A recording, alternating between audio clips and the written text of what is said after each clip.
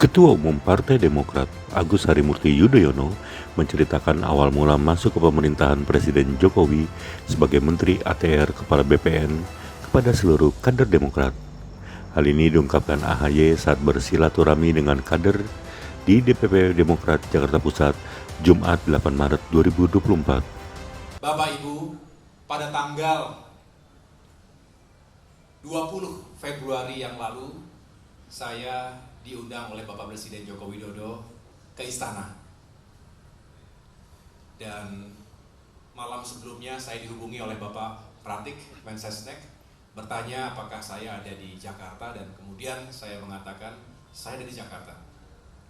Lagi bersama Bang AM dan Bang Andi Arief mengelola tabulasi sambil melihat sirekap, telepon satu persatu ke para caleg, termasuk tim yang ada di lapangan, termasuk Bu Andi Timo yang sedang menggelar war room di DPP sini dengan sistem pemantauan yang juga kita buat dari awal. Tiba-tiba mendapatkan telepon itu, dan kemudian tanggal 20 pagi saya datang menghadap beliau, dan tentunya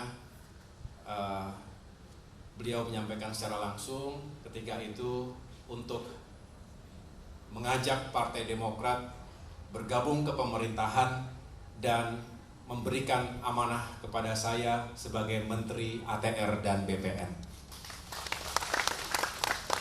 Sesuatu yang cukup mengejutkan pastinya bagi kader yang masih sibuk mengawal suara, karena kita menduga bahwa sampai dengan 20 Maret rasa-rasanya tidak ada dinamika politik yang terjadi di tingkat pusat. Tetapi itulah jalannya, itulah jalan Tuhan. Dan kemudian ketika ditanya, ya saya tentu menjawab kami siap, terima kasih atas kepercayaannya, karena dengan demikian Demokrat bisa kembali berperan bersama pemerintah. Inilah yang dari awal kita perjuangkan. Betul Bapak Ibu sekalian?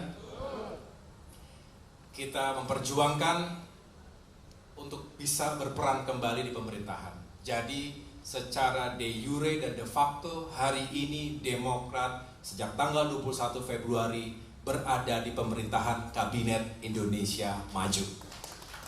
Setelah 9 tahun 4 bulan kurang lebih berada di luar pemerintahan. Betul ya?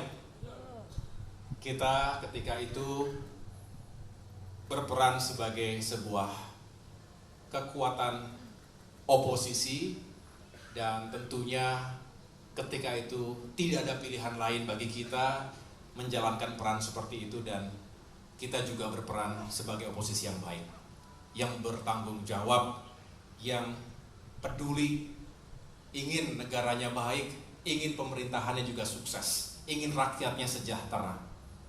Tapi tentu banyak sekali keterbatasan kita sebagai oposisi di luar pemerintahan. Kita hanya bisa menghimbau, kita hanya bisa mengingatkan, kita hanya bisa mengkritisi, tetapi tidak bisa mengeksekusi. Hanya mereka yang berada di lembaga eksekutif yang bisa mengeksekusi kebijakan dan program-program pro rakyat yang sebetulnya selama ini juga Demokrat perjuangkan. Jadi kalau melihat itu semuanya, melihat suka duka jatuh bangun Demokrat 9 tahun 4 bulan terakhir ini, kita harus mensyukuri posisi